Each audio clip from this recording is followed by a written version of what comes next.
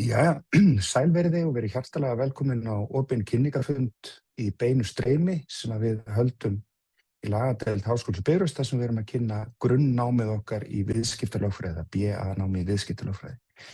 Ég heiti Unnar Steinn Bjardal og ég er kennari við lagadeild og ég er líka fagstjóri þessa grunnnáms. Í þessum opna viðburði, þessu fundi að þá ætla ég að segja ykkur svona aðeins frá samsetningu námsins. Ég ætla að segja ykkur frá svona ýmsum atriðum sem að snúa að námi á Bifröst og svona reyna að segja ykkur bara frá því svona sem að við teljum að brenni oftast á þeim sem að eru að leita að heppilegu námi og síðan í lok fundarins að þá ætla ég líka að svara spurningum sem að hafa borist til okkar í hérna gegnum spjallið, gegnum aðsendir á Facebook síðunni eða annars staðar. Þannig að við skulum bara vinda okkur í þetta og við erum nú hér á einkunnarorðum og gildum Háskólans á Bifröst og það er kannski bara fínt að byrja hérna á aðeins á þessari fallegu mynd, en þessi fallega mynd hér sýnir gamla kampusinn eða gamla háskólasamfélagið okkar á Bifröst, en eins og þið viti flest að þá erum við í raun og veru með námið okkar núna nánast að öllu leyti í skýinu. Við erum 100% fjarnámsskóli og það er hægt að ljúka grunngráðu í viðskiptalögfræði við skólann í 100% fjarnámi með staðlotum eða staðnámslotum og fyrirkomulag kennslunar er sem sagt þannig að fjarnámið býður upp á það að fyrirlestrar að þeir séu hljóðritaðir af kennurum og birtir í kennslukerfi sem við erum með Canvas kennslukerfið og nemendur geta hlustað á fyrirlestrarna bara á þeim tíma sem hentar viðkomandi best. Þess vegna býður þetta námsfyrirkomulag upp á ansi mikinn sveigjanleika vegna þess að nemendur geta sinnt náminu sínu samhliða vinnu. Við mælum auðvitað alltaf með því að nemendur sinnir náminu sínu samhliða eins lítilli vinnu og kostur er, en við vitum hins vegar alveg að duglegir nemendur sem að skipuleggja sig vel hafa náð að samtvinna þetta tvennt, vinnu og nám ansi vel og hafa komist í gegnum námið okkar með góðum árangri samhliða minnstu kosti einhverri vinnu.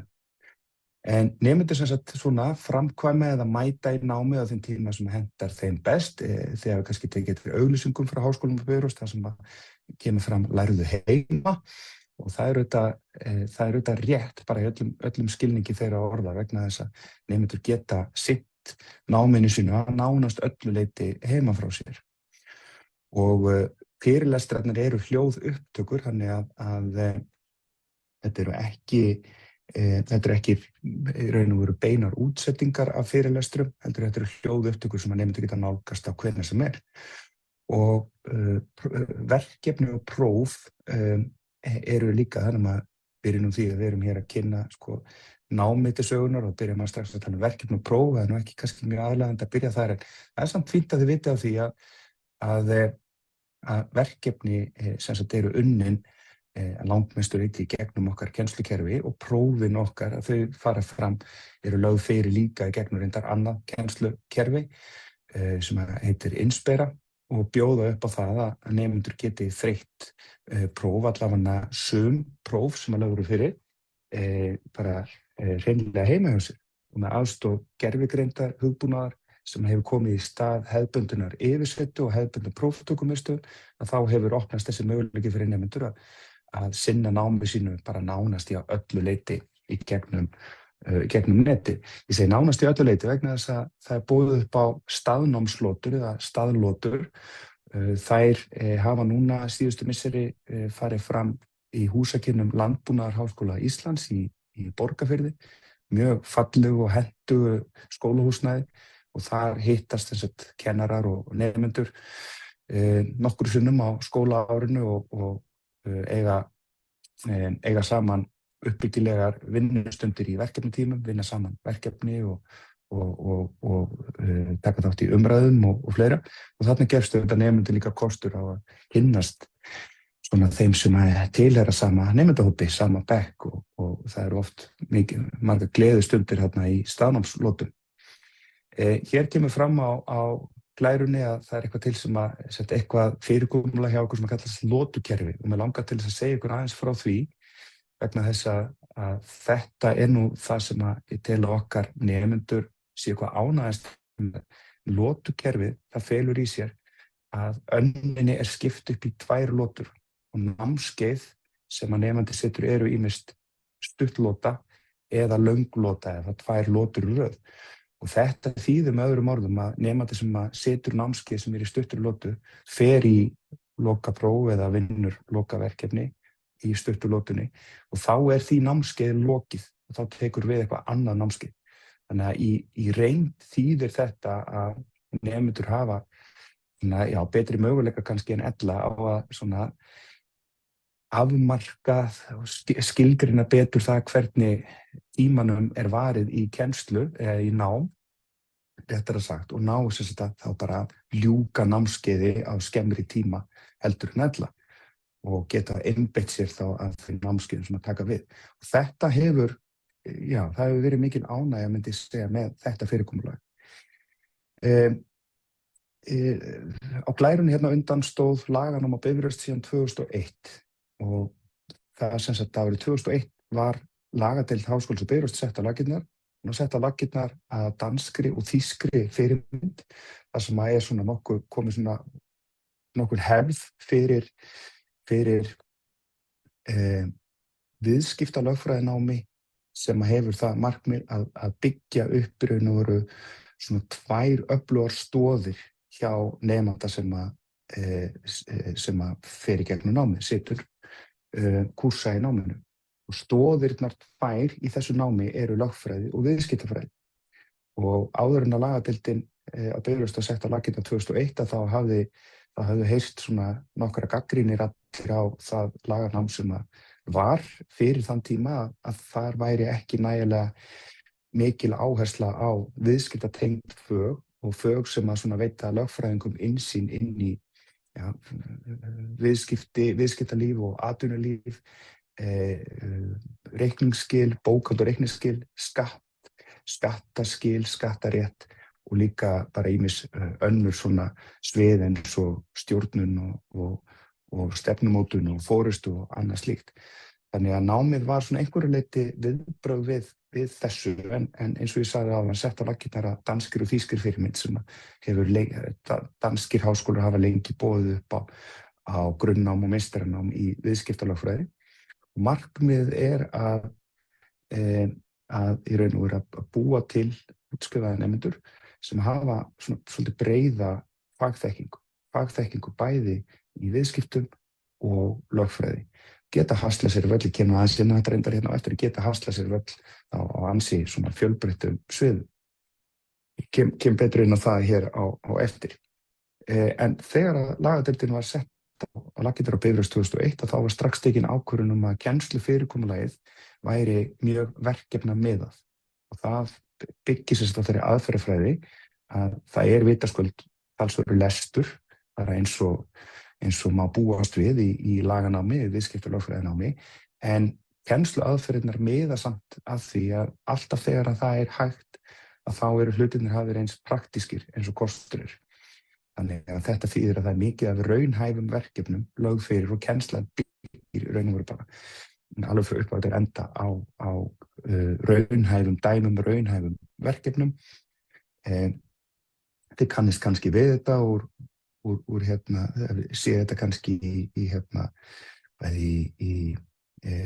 bíómyndum og þáttum úr háskólaumhverfi í Bandaríkjunum og Bretlandseyjum, þar sem að kennsla byggir svona svolítið á kannski umræðum það hvernig eigi að bregðast við, hvað eigi að gera þegar tiltekin staða kemur upp.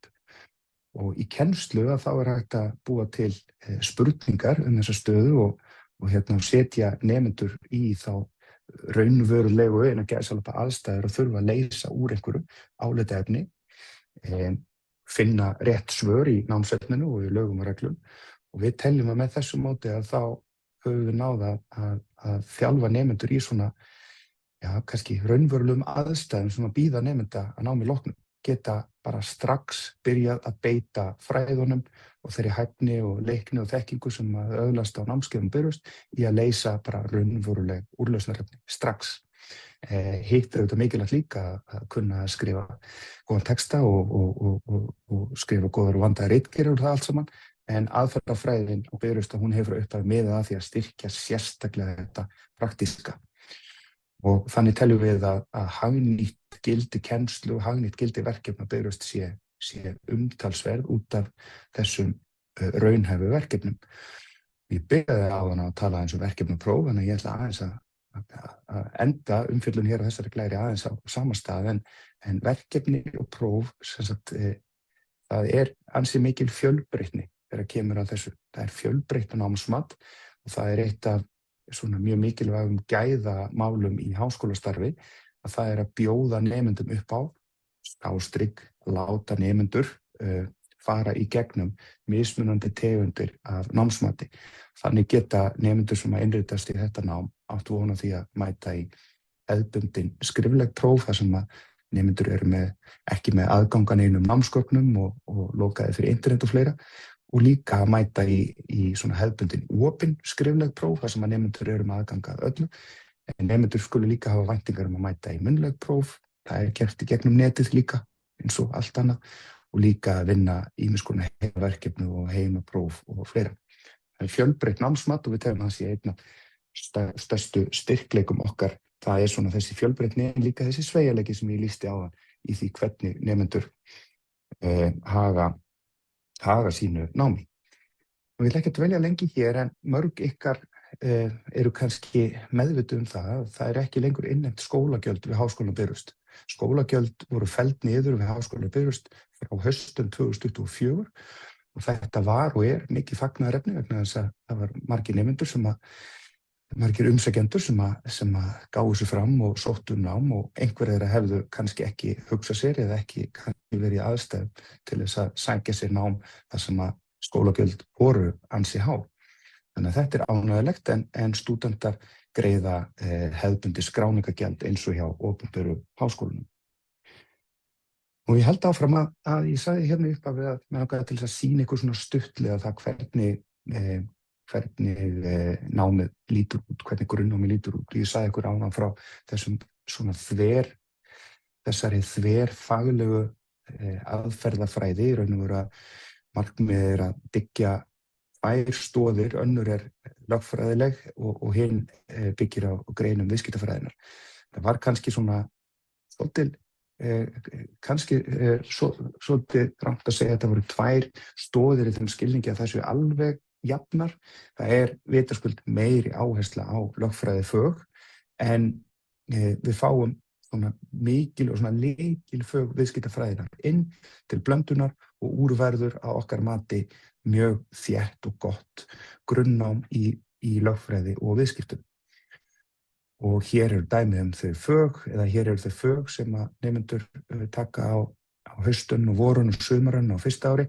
Það reyndar eitt af því að tala lotu fyrirkomulagi áðan, kannski hefði ég aðeins átt að koma aðeins inn á það líka að það við Háskólann á Bifröst haustun hefðbundin, vorun hefðbundin, en í kjölfar vorunar kemur ein stutt sumarun. Og sú sumarun var til dæmis að hefjast núna bara í dag. Þannig að sjáu hvað hún hefst snemma í raun og veru. Vorun lokið og lota 1 af sumarun hófst í dag. En þarna sjáum við dæmi námskeið. Þetta eru hefðbundnar greinar lögfræðinnar, en alltaf svona svolítil áhersla á þessar greinar viðskiptalögfræðinnar. Það sérstök áhersla lögð á svokallaðan fjármunarétt. Við dveljum lengi við hérna almennu lögfræðilegu aðferðafræði, almennu lögfræði, en leggjum síðan ríka áherslu á fög eins og samningarétt og kröfurétt og eignarétt og fleira. Félagarétt, vitaskuld, skattarétt, svo sjáum við þarna eigna- og veðrétt, og fög eins og réttarfar, einkamálaréttarfar og refsiréttur og sakamálaréttarfar að sjálfsögðu með líka, en þið munu fljótt sjá að sjónarhornið áherslan hún svolítið í þessa átt að þetta grunnnám í viðskiptalögfræði. Kannski þetta nám fyrir nemendur umsækjendur sem hafa ekki gert upp sig hvort þeir langi til að vera lögfræðingar eða viðskiptafræðingar. En ég hef eiginlega sagt líka að námið sé alveg örugglega fyrir fólk sem vill bæði læra lögfræði og viðskiptafræði. Það stórt tækifæri fyrir viðkomandi að fara í þetta nám. Svo sjáum við hérna 3. ár, hér eru ýmis fög og endar þetta allt með BA-ritgerð. Okkur hafa borist spurningar bæði á fyrri fundum, svona opnum kynningafundum, en svo veit ég líka að fundarstjóri komið með einhverjar spurningar hér á þessum fundi. Ég fekk merkið, hann gaf mér merki á hann. En algengasta spurningin vafalaust hvers konar störf geta viðskiptalögfræðingar haft væntingar að fá. Áður en að koma þessari spurningu sú spurning nú reglulega borin upp líka nemandi sem lýkur grunngráðu í viðskiptalögfræði við Háskólann á Bifröst getur náttúrulega innritast í meistaranám í lögfræði eða meistaranám í viðskiptalögfræði við Háskólann á Bifröst. Sá möguleiki fyrir hendi fyrir nemanda sem innritast hjá okkur í grunnnám að ljúka svokölluðu fullnaðarprófi í lögfræði. Fullnaðarprófi í lögfræði þýðir það að viðkomandi sem útskrifast með fullnaðarpróf hefur rétt til þess að sitja hið svokölluða lögmannanámskeið. En á lögmannanámskeiðinu fara í kjölfar lögmannanámskeiðsins undirgangast nemendur og því próf til þess að öðlast réttinn til þess að verða lögmenn, starfandi lögmenn. Og það hefur engin rétt til þess að sitja þetta námskeið. Þetta námskeið ekki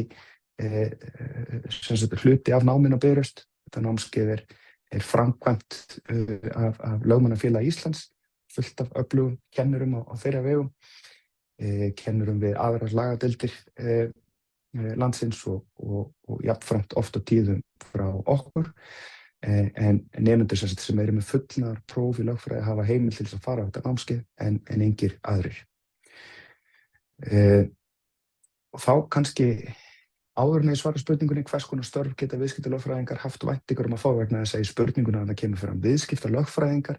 Það algengt að þessi spurt hafa nemendur sem ljúka grunnnámi rétt til þess að kalla sig viðskiptalögfræðinga og þetta svolítið gömul umræða og það engin vafi á því. Nemendur með að kalla sig viðskiptalögfræðinga eftir grunnnám. Það engin lögverndun í því starfsheiti og þetta grunnnám veitir engin sjálfstæð réttindi, engin sjálfstæð starfsréttindi, en geta veitt, eins og ég sagði áðan, útskrifuðum nemendum heimild til þess að innritast í meistaranám og ljúka þá í kjölfarið fullnaðarprófi í lögfræði. En til að geta innritast í námi þurfa nemendur að hafa lokið stúdentsprófi eða sambærilegri menntun og ef þið sem eru að þessum fundi eða þið sem hlusta þennan fund síðar í einhverjum vafa þetta, að þá það þannig að Háskólinn á Bifröst svo heppinn að vera með fullt af öflugu fólki í þjónustu við nemendur og líka í þjónustu við verðandi nemendur og umsækjendur. Þannig að ef þeir eru minnsta vafa, þá hvet ykkur til þess að hafa samband við skólann og það auðvitað best að byrja á því að fara inn á vefsíðu skólans, bifröst.is, fara þar upp í vinstra megin undir námið og fara í lagadeild og byrja á því að lesa svona ítalegri upplýsingar heldur þær sem ég að fara hérna yfir þessu stuttafundi og svo eru upplýsingar þar, tengilega upplýsingar, þar sem að getur fengið upplýsingar fólk sem getur svarað spurningunum ykkar. Og þar getið séð ítalegri upplýsingar inntökuskilyrðin sem ég ætla ekki að dvelja lengur svo sem við hér, en ég samt beðinn að taka það fram að umsóknarfrestur fyrir skólaárið 2026/7 til og með 5. júní 2026 og það nú rétt að ekki setja fyrirvara þetta, heldur kannski bæta aðeins við að það alltaf mikið álag á svona innviðum háskóla þegar að kemur að inntöku nýrra nemenda og þetta álag eykst auðvitað alltaf eftir því sem að nær dregur lokadagsetningunni. Þannig að ef þið eru áhugasöm þetta nám og ætlið að senda inn umsókn eða viljið spyrjast fyrir það hvort að þið uppfyllið skilyrði til þess að fá námsvist, þá skuluð endilega hafa samband fyrr en seinna. Skuluð endilega ekki geyma það þarna þangað til í. í lokin. Aðeins áður en við komum að spurningum, öðrum spurningum, það líka hægt að hafa samband við náms- og starfsráðgjafa Háskólans á Bifröst og þið sjáið þarna á glærunni símanúmer og þarna netfang.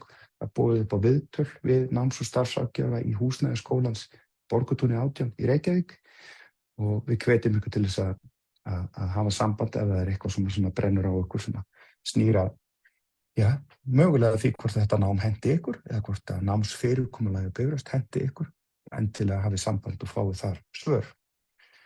Þá spurning fundarstjóri hvort að það séu einhverja fleiri spurningar.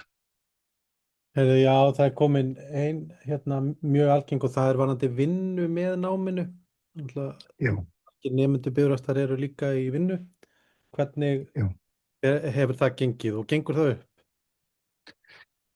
Já, ég kom aðeins inn á þetta fyrr á fundinum og það þannig að sveigjanleikinn í kennslu fyrirkomulaginu á Bifröst, sveigjanleikinn hann slíkur að nemendur geta í raun og veru sinnt náminu sínu á þeim tíma sem hentar viðkomandi. Við höfum mörg dæmi það að nemendur hafi getað sinnt náminu og þegar ég segi sinnt þá ég meina sinna því af alvöru og ná góðum árangri samhliða bara talsverðri vinnu.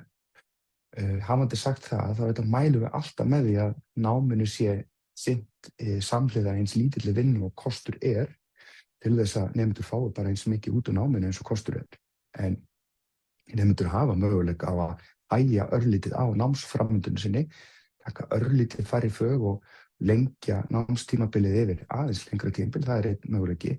En það fyrst og fremst þessi sveigjanleiki, það fjarnáms eiginleikinn í kerfinu og það að öll námsgögn fyrir utan kannski sumt lesefni sem þarf að afla sér bara úr bókabúðum eða rafbókaverslunum, allt námsefni annað aðgengilegt á námsvefnum og það aðgengilegt 24 tíma sólarhringsins og allt árið og skólastofan nú opin þegar að nemandinn vill fara inn í skólastofuna og læra.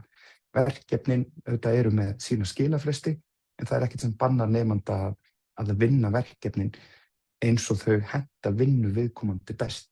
En þetta sveigjanleiki út í gegn en við erum að sjálfsögðu viljum heldur ekki skapa einhverja óraunhæfa væntingar og við viljum ekki skapa nemendum þær væntingar að það sé mjög hentugt að sinna þessu krefjandi námi samhliða mjög krefjandi vinnu vegna þess að það reynir bara mikið á. Það getur alveg gengið upp í einhverjum tilfellum en við mælum með því að þetta sé stillt af mögulega kannski bara í samráði við náms- og starfsráðgjafa.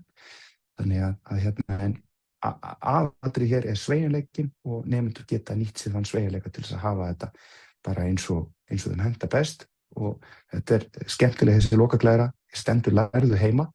Það mikill kostur, við heyrum það að nemendur mjög ánægðir með það að geta nýtt sér, gert nánast allt sem snýr að náminu bara heima frá sér. Það má spyrja á Facebook og senda athugasemd hérna í spjallinu. En það ein önnur spurning og hún varðandi að því þetta fjarnám. Hvernig hefur það gengið fyrir nemendur að því að hluti af háskóla eru þetta líka að vera í góðum hóp? Hvernig haldið utan það og hefur það reynst nemendum erfitt eða auðvelt? Já, þetta frábær spurning og kannski engin ein leið til þess að svara henni einhvern veginn afdráttarlaust en að öðru leyti því að ég get kannski bara tala af eigin reynslu að hafa tekið þátt í starfi skólan sem kennari í ansi mörg ár að þetta auðvitað misjafnt hvernig þetta fyrirkomulag hentar fólki. Hluti af verkefnum sem að lögð eru fyrir eru para- eða hópverkefni. Ég segi fyrir mitt leyti, ég hrifnari af því að vera með paraverkefni. Þegar að námið var á staðnum í gamla daga, þá var að mörgu leyti hentugra að vera með hópverkefni þar sem að allir einstaklingarnir söfnuðust saman undir einu þaki. Við erum með endalaust marga möguleika í dag að funda í gegnum fjarfundabúna, Teams og Zoom og Messenger eða hvaða upp eða hvaða búnaður það sem að hver og einn velur, en mér finnst heppilegra að vera með paraverkefni af því að það hefur að mínu áliti gefist betur að svona ná að þétta saman tvo nemendur í þéttri samvinnu einhver verkefni heldur en að ná þéttri vinnu einhverja stærri hópa í gegnum þessi samskiptaforrit. Það eru alveg einhver hópverkefni, ég segi fyrir mitt leyti, ég svona minna að nota þau. Þannig að það er tengingu samnemendur í gegnum verkefnavinnu, alveg hygglust. Síðan eru þessar staðlótur sem ég nefndi áðan. Þær eru nokkru sinnum á skólaári. Það er ekki mætingaskylda á staðlóturnar en allir nemendur og veit líka fyrirverandi nemendur, allir kennarar afsakið og ég veit líka að margir fyrirverandi nemendur mæla alveg eindregið með því að nemendur mæti í staðlóturnar, það er til að hitta kennaran sinn, eiga þátt í að vinna verkefni og taka þátt í umræðum, en líka hitt sem að við leggjum ekkert síður áherslu á, að hópurinn á að hristast vel saman og það hafa orðið til fjölmörg mjög traust og góð vinasambönd á meðal nemenda á Bifröst, líka eftir að námið fór yfir í fjarnám og maður sér það svona í útskriftum og svona, það er oft sem að útskrifaði nemendur tala óbúslega fallega einhvern sem að viðkomandi hefur unnið með í gegnum námið og það er svolítið skrítið þegar maður setur það í samhengi við það að kannski hafa þessir einstaklingar ekkert hist mjög oft augliti til augliti sko. En þetta er svona óbúslega fallega sögur nána og góða samvinnu og hvatningu og pepp og ágreining og allt bara svona sem að fylgir hefðbundnu háskólastarfi. Það var spurning hvort að mælendaskrafan sé tóm.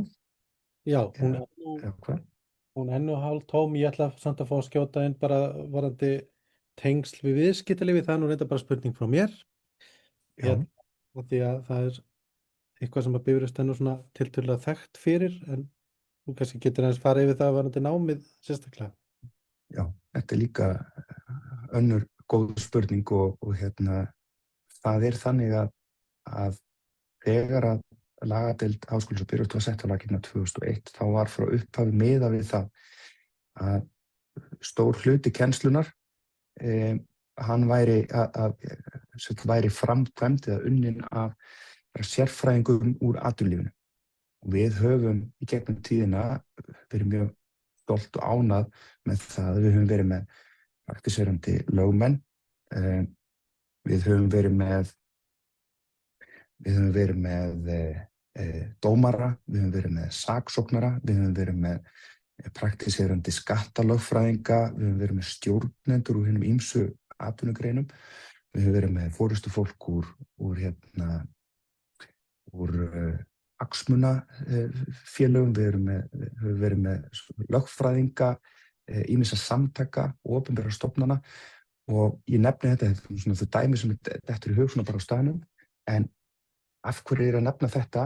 Þetta er svo þýðingarmikið að nemendur fái að heyra frá þeim sem eru að fást við fræðin frá degi til dags og að heyra sögur það hvernig einhverjar lagareglur birtast ekki bara í einhverju fræðibók og einhverju lagaákvæði í lagasafninu, heldur hvernig reynir á þetta í framkvæmd, fá að heyra beint frá einhverjum sem að fást við þetta frá degi til dags.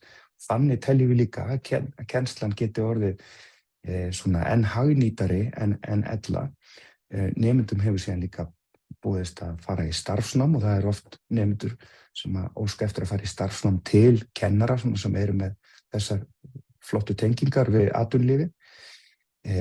Án þess að lofa því eitthvað fyrirfram, það getur sagt alveg nefnt það að upp úr því hafa sprottið atvinnutækifæri. Ég er ekki að auglýsa það hér með að það sé eitthvað sem er hægt að treysta á, en ég nefni það bara sem dæmi út af því að það var spurt tengsl við atvinnulífið, að það nefni ég sem dæmi að ég þekki alveg nokkur dæmi að nemendur hafi þannig komið sér inn í kannski akkurat á það svið sem að nemendur brenna fyrir. Nemendur brenna fyrir eitthvað tiltekið réttarsvið, sitja námskeið hjá öflugum sérfræðingi á því sviði, fara í starfsnám á því sviði og enda með því að fara að vinna á því sviði. Þannig endalausir möguleikar. Heyrðu, takk hérlega. Þá er mælendaskrá bara tæmd og við notum þetta bara sem æfingu í skilvirkni og klárum bara á akkúrat hálftíma. En ykkur loka orð? Ljómandi. Ég vil bara þakka ykkur fyrir þáttökuna. Ég átta mig á því að fólk muni horfa á þessa upptöku síðar og þá þetta gefst ekki tækifæri til þess að spyrja, ekki á fundunum, en það gefst alltaf tækifæri til þess að hafa samband við okkur. Og við langar bara að árétta það að þið hafið bara samband, þið farið í gegnum bifröst.is, veljið námið og veljið síðan lagadeild og þar finnið þið ýmsar hagnýtar upplýsingar samsetningu náms, inntökuskilyrði og fleira og þar eru líka upplýsingar einhverja viðmælendur, þannig að endilega bara hafið samband. Hvað svo sem það sem brennur á ykkur, endilega hafið samband og bara því fyrr því betra. En annars bara þakka ég fundastjórunum kærlega fyrir að stilla þessu fundi upp og þakka ykkur öllu fyrir þátttökuna og kveð ykkur. Bless.